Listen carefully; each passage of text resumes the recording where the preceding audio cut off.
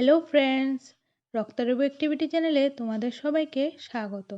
আশা করছি তোমরা সবাই খুব ভালো আছো। আমি আজকের পর্বে বানাচ্ছি বাঙালিদের অতি প্রিয় চুষি পিঠার রেসিপি। চলো তাহলে দেরি না করে দেখে নেওয়া যাক কিভাবে আজকের এই পিঠা তৈরি করতে হবে। প্রথমে আমি একটি কড়াই বসিয়ে নিয়ে তাতে পরিমাণ মতো জল দিয়ে দিলাম। এবারে জলটা ভালোভাবে ফুটিয়ে নেব। দেখো জলটা ফুটতে শুরু করে দিয়েছে। এবারে গ্যাসের ফ্লেমটাকে একদমই লোতে রেখে এই জলের মধ্যে চালের গুঁড়িগুলি দিয়ে নেড়েচেড়ে মিশিয়ে নেব। তোমরা কতটা পিঠা বানাবে সেই অনুযায়ী কিন্তু এখানে চালের গুঁড়িটা ইউজ করবে। আজকের চুষি পিঠা আমি বানাবো ঘরে তৈরি করা চালের গুঁড়ো দিয়ে। দেখো মেশানো হয়ে গেছে, কিন্তু অনেকটাই গরম আছে, হাত দিয়ে মাখা যাবে না। তাই আমি এটাকে ঢেকে 5 মিনিটের জন্য রেখে দিচ্ছি। অনেকটাই ঠান্ডা হয়ে গেছে। এবারে এগুলিকে একটা প্লেটে নামিয়ে নিচ্ছি। হাত দিয়ে ভালো করে মেখে স্মুথ একটি ডো এখানে তৈরি করে নেব।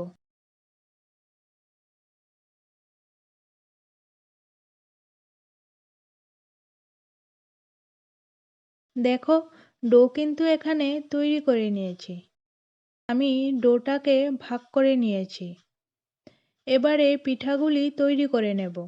তার জন্য হাতের মধ্যে আমি সামান্য পরিমাণে চালের গুঁড়ি নিয়ে নিলাম। তাতে করে ডোটা হাতে লেগে যাবে না। দেখো এইভাবে আমি চুষি পিঠাগুলি বানিয়ে নিচ্ছি। বানানো কিন্তু খুবই ইজি। তোমরা একটু ট্রাই করলেই ঘরে বানিয়ে নিতে পারবে।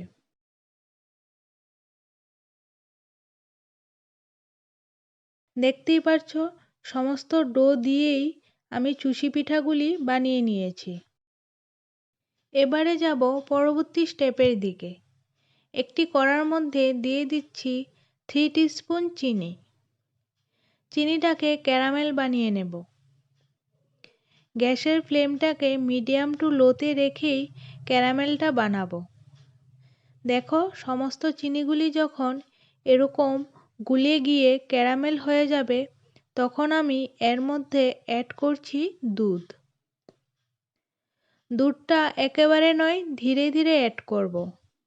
আর খুব সাবধানে কিন্তু দুধটা অ্যাড করতে হবে। এবারে বাকি দুধটাও অ্যাড করে দিচ্ছি। এখানে আমি মোট 500 ml মতো দুধ ব্যবহার করছি। এবারে দুধটাকে টাইম নিয়ে ফুটিয়ে নেব। দুধটা 5 মিনিট ধরে ফুটছে, অনেকটাই শুকিয়ে এসেছে। এ অবস্থায় আমি এর মধ্যে দিয়ে দিচ্ছি সামান্য পরিমাণে এলাচের গুঁড়ো আর 2টি তেজপাতা। এরপর আমি সমস্ত চুষিগুলি দুধের মধ্যে দিয়ে দিচ্ছি। দিয়ে সাথে সাথেই নাড়তে হবে, না হলে কিন্তু দলা পাকিয়ে যেতে পারে।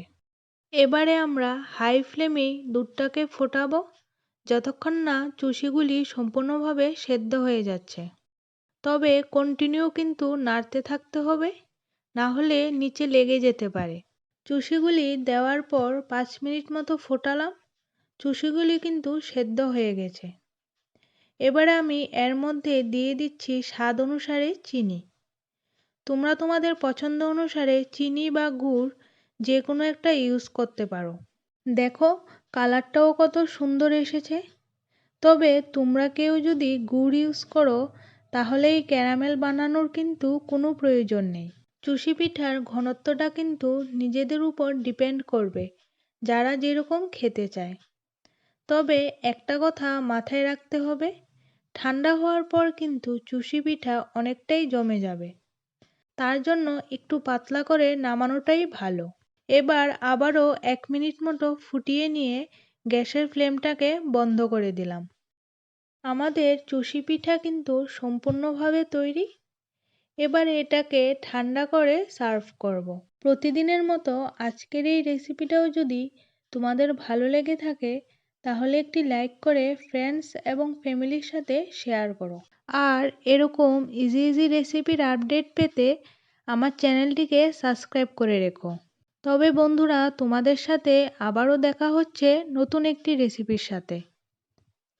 ততক্ষণের জন্য তোমরা এই রেসিপিটাকে এনজয় করো। Good bye.